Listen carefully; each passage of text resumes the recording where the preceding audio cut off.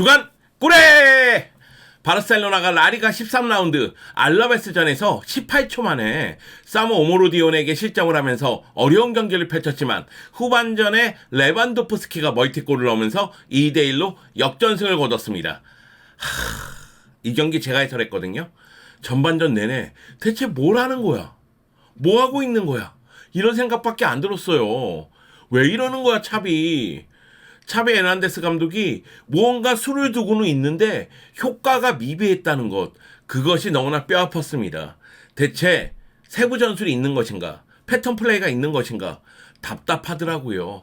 결과를 가져왔기 때문에 일단 만족스러운 면도 있긴 있지만 그렇다 할지라도 경기력 이러면 안 됩니다. 이러면 심각합니다. 엘 클라시코 전반전 경기력 좋았지만은 결국 뒷심 부족, 집중력 부족을 드러내면서 1대2로 역전패를 당했죠. 소시에다드전 경기력 정말 안 좋았지만은 종료 직전에 아라오의 헤더골로 1대0으로 간신히 승리를 거뒀습니다. 샤흐타르전 경기력 안 좋았죠? 그리고 결과도 안 좋았죠. 0대1로 패배했거든요. 그리고 나서 이 경기예요. 그러면 이 경기에서 가능성을 보여주면서 결과를 가져와야 되는데 경기력은 만족스럽지 못합니다. 정말 만족스럽지 못합니다. 자, 이 경기 바르셀로나의 전술과 차비 감독의 문제점에 대해서 이야기를 한번 해볼까 합니다. 함께 시작하시죠. 고고고! 렛츠고! 말씀드렸다시피 라리가 13라운드에서 바르셀로나는 알라베스에게 2대1로 승리를 거뒀습니다. 하지만 경기력은 만족스럽지 못하죠. 왜 그러냐? 이 경기는 시작과 동시에 실점을 했거든요. 18초 만에 실점을 했습니다. 바르셀로나가 공격을 전개하는 과정에서 긴도안이 구리디에게 볼을 빼앗겼고요. 볼을 빼앗은 구리디는 중앙 쪽으로 움직이면서 왼쪽에서 돌아 들어가는 하비 로페스에게 패스했죠. 그리고 나서 하비 로페스의 낮고 빠른 크로스를 중앙으로 세도하는 오모르디온이 원터치로 마무리 지었습니다. 실점하는 장면을 보면은 긴도안의 문제점이 그대로 드러났어요. 긴도안이 볼을 간수하지 못하고 볼을 빼앗겼죠. 그리고 나서 구리디를 쫓아가지를 못해요. 구리디가 중앙 쪽으로 움직이니까 오른쪽에 있었던 아라우오가 따라가거든요. 그러다 보니까 아라우오가 책임져야 되는 오른쪽 측면 공간이 열리게 되죠. 그 공간 쪽으로 하비 로페스가 들어갑니다. 그러다 보니까 결국 긴도안이 중앙 쪽에서 공간과 공을 책임지지 못하다 보니 실점을 하는 그런 상황이 발생을 했다. 이렇게 평가할 수가 있겠는데요. 이렇게 실점을 하면서 바르셀로나는 끌려가는 상황을 맞이하게 됩니다. 오히려 전반전 바르셀로나가 점유율은 높았지만은 공격에서 효과를 보는 쪽은 알라베스였습니다. 알라베스 같은 경우에는 빠르게 역습을 전개하면서 사무 오모르디온에게 득점할 수 있는 기회를 만들어줬거든요. 오모르디온을 마크하는 주일 쿤데가 계속해서 실수를 범하면서 결국은 실점 위기가 있었지만은 오모르디온이 결정력을 보여주지 못하다 보니까 전반전이 결국 0대1 알라베스가 한 골에 만족하면서 끝나게 됩니다. 그러면서 후반전을 맞이하게 되는데 바르셀로나는 후반전 결국은 오른쪽 측면으로 위치를 바꾼 주일 쿤데의 크로스를 레반도프스키가 헤더로 골을 만들면서 동점을 만들어 놨고요. 그리고 교체 투입된 페란이 PK를 얻으면서 레반도프스키가 페널티킥을 처리하고 두 번째 골을 기록하게 됩니다. 그러면서 이 경기를 2대1로 승리를 거두게 되는데 바르셀로나가 XG값이 1.56이고요. 알라베스가 더 높습니다. 알라베스가 1.69입니다. 그 점유율은 72대 28,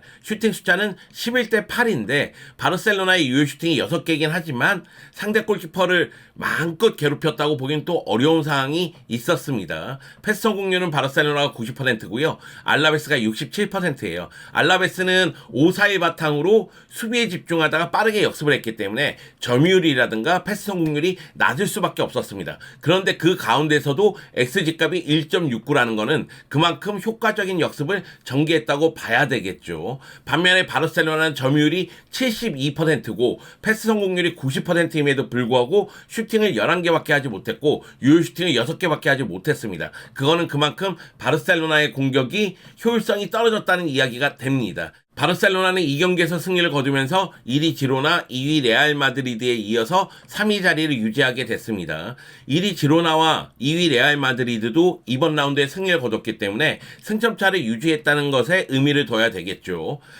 그리고 또 한 가지. 레반도프스키가 다시 터졌습니다. 레반도프스키가 다시 득점포를 가동하기 시작했다는 것도 바르셀로나 입장에서는 희소식이 아닐 수가 없습니다. 레반도프스키가 이 경기에서 2골을 넣었어요. 레반도프스키가 전방에서 고립되는 상황도 많긴 했지만 결국은 헤더로서 1골, PK로 1골 넣으면서 이 경기의 MVP가 됐거든요. 저는 그런 생각이 좀 들더라고요. 과연 바르셀로나가 레반도프스키의 능력을 최대한 이용하고 있느냐?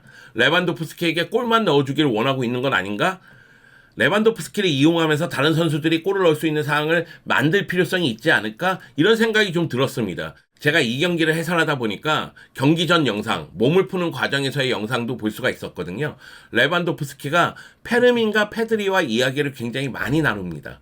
손짓을 막 하면서 이야기를 나누는데 경기 중에 레반도프스키와 페르민이 위치를 바꾸는 모습도 나오긴 나왔는데 결국은 이 메잘라 2명이 위로 올라갔을 때 레반도프스키하고 연계 플레이가 나와야 된다는 거죠. 근데 그런 측면에서는 또 아쉬움이 큰 경기가 아니었나. 기대만큼의 연계라든가 연동은 나오지 않았으니까요. 레반도프스키가 이 경기에서 2골을 넣으면서 올 시즌 13라운드까지 7골 3도움을 기록하고 있습니다. 득점 기록만 봤을 때는 나쁘지는 않아요. 물론 주드 벨링엄이 10골, 그리즈만이 8골이기 때문에 레반도프스키가 득점 순위에서는 약간 낮은 위치에 있다 할지라도 13라운드까지 7골이면 나쁜 편은 아니거든요. 물론 지난 시즌의 퍼포먼스와 비교했을 때는 아쉬움은 있죠. 지난 시즌은 라리가 13라운드까지 13골 4개의 도움을 했으니까요. 말 그대로 폭발력을 보여줬잖아요. 그렇기 때문에 레반도프스키는 지난 시즌에 리그에서 23골을 넣으면서 득점왕을 차지할 수가 있었던 것이고요. 근데 올 시즌 같은 경우에는 발목 부상으로 2경기 출전하지 못했고 발목 부상에서 돌아온 다음에도 골을 넣지 못하고 있는 상황이었습니다. 결국 이 경기에서 골맛을 보면서 다시 득점포를 가동하는 모습이고 9월 24일 6라운드 셀타비고전 이후로 다시 득점포를 가동하게 됐습니다. 그러니까 레반도프스키가 이렇게 득점을 책임져주는 건 매우 좋은데 레반도프스키의 능력을 차비 감독이 최대한 이용했으면 좋겠다. 그런 생각이 듭니다. 레반도프스키라는 스트라이커의 무게감이 너무 크기 때문에 레반도프스키가 골을 넣어주면 땡큐베리 감사고 골을 못 넣는 상황에서는 수비 라인을 흔드는 역할을 하면서 공간을 만들어주면 그 공간으로 메잘라들이 들어가면서 다음 플레이로 연결할 수 있지 않을까 그런 생각이 있는데 그런 플레이가 많지가 않아요. 그 점이 아쉽다는 겁니다. 자, 이 경기 제가 승리를 거뒀음에도 불구하고 굉장히 빡친 경기였는데 왜 화가 났었느냐. 차비 감독의 전술 변화를 보면 너무 좋은데? 계속해서 뭔가 변화를 주는데? 이런 생각이 듦에도 불구하고 효과는 좀 미비했거든요. 사실 경기 전 선발 라인업을 봤을 때 칸셀로가 오른쪽이 아니라 왼쪽에 배치가 되는 상황을 보면서 이거 변칙적으로 3백으로 바꾸는 그런 상황이 되겠구나 그런 예상을 했었는데 맞습니다. 변칙적인 3백 형태가 되죠. 이니고 쿤데 아라오가 중앙 쪽으로 오고 칸셀로가 인버티드 풀백처럼 경기 초반에는 중앙 미드필더 지역으로 올라갑니다. 그러면서 긴도함과 함께 1차 빌드업을 하고 그 대신 페드리하고 페르미는 적극적으로 하프 스페이스로 올라가면서 공격수가 5명이 되는 거죠. 왼쪽에 펠릭스, 오른쪽에 라민 야말, 최전방에 레반도프스키, 그리고 좌우 하프 스페이스에 페드리, 페르민이 위치했으니까요. 그런데 효과적으로 연동해서 들어가지 못하는 상황이었고 또 하나는 알라베스가 백5로 나왔어요. 그러니까 차비 감독은 일단은 펠릭스하고 라민 야말을 넓게 펼쳐가지고 측면으로 수비를 끌어당긴 다음에 그 공간 쪽으로 수비수 간격이 벌어지면 그 공간 쪽으로 메잘라들이 침투하기를 원했거든요. 근데 백5로 나오다 보니까 들어갈 수 있는 공간이 그렇게 많지 않았다는 거죠. 최근에 바르셀로나를 상대하는 약팀들이 백5로 나오는 이유는 결국 차비 감독이 측면 플레이를 통해서 간격을 벌려놓고 들어간다는 사실을 알고 있기 때문입니다. 여기다가 왼쪽 공격이 상당히 많았는데 펠릭스가 볼을 끌고 들어가요. 어차피 그 안쪽에 수비수가 너무 많은데 볼을 끌고 들어가다 보니까 수비도 딸려 들어와요. 그러면 박스 안쪽의 공간은 더욱더 만들기 어렵죠. 원터치 내지는 투터치로 빠르게 패스를 돌리면서 뒷공간으로 들어가거나 아니면 누군가가 공간을 만들어주고 있을 때 그 공간 쪽으로 침투해 들어가는 선수에게 바로 찔러주거나 그런 모습이 나와줘야 되는데 그런 모습이 거의 없었습니다. 박스 바깥쪽에서 로빙 패스로 넘겨주거나 좌우 측면에서 크로스를 올리는 바르셀로나가 언제부터 크로스를 마구 올리나? 이렇게 크로스 올릴 거면 루크도용을 왜 보냈나? 뚝배기의 왕 루크도용을 계속해서 최전방에 배치하지. 정말로 답답한 공격을 합니다. 그런데 이런 형태로 공격하는 게 효과를 보지를 못해요.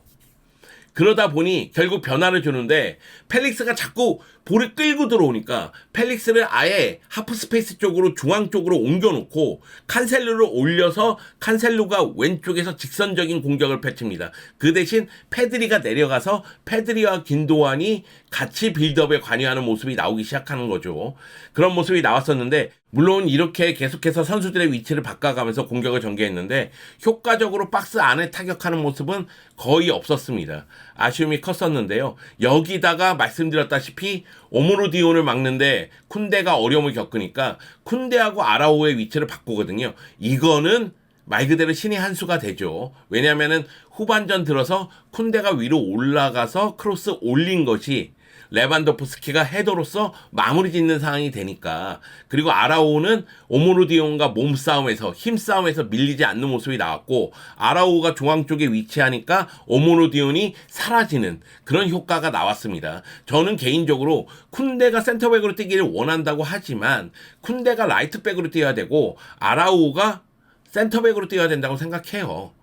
물론 엘 클라시코처럼 비니시우스를 막아야 되는 상황이면 모를까. 그러지 않으면은 아라오가 센터백을 보고 쿤데가 라이트백을 보는 게 더 좋지 않을까라는 생각을 합니다.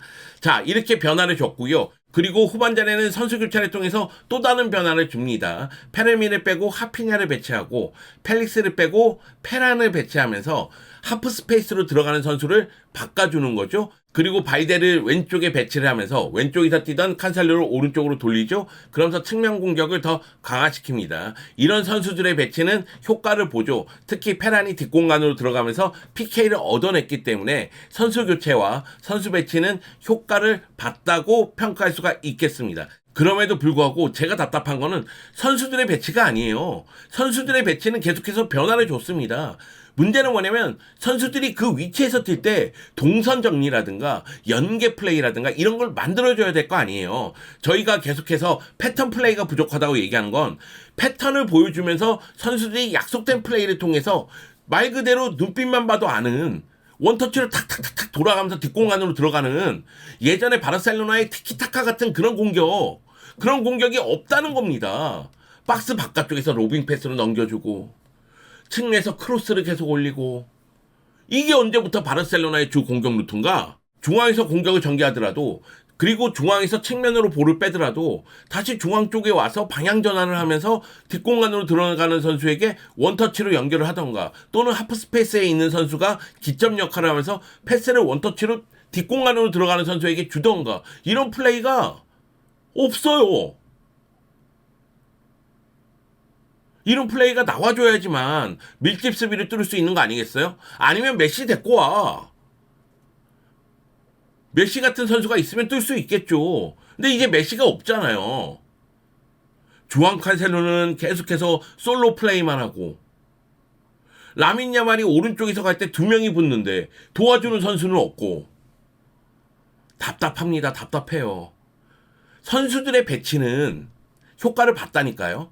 차비 감독이 계속해서 선수들의 배치를 바꾸는 것도 이해는 되고 효과를 봤다고 생각합니다. 포지셔닝 나쁘지 않았어요.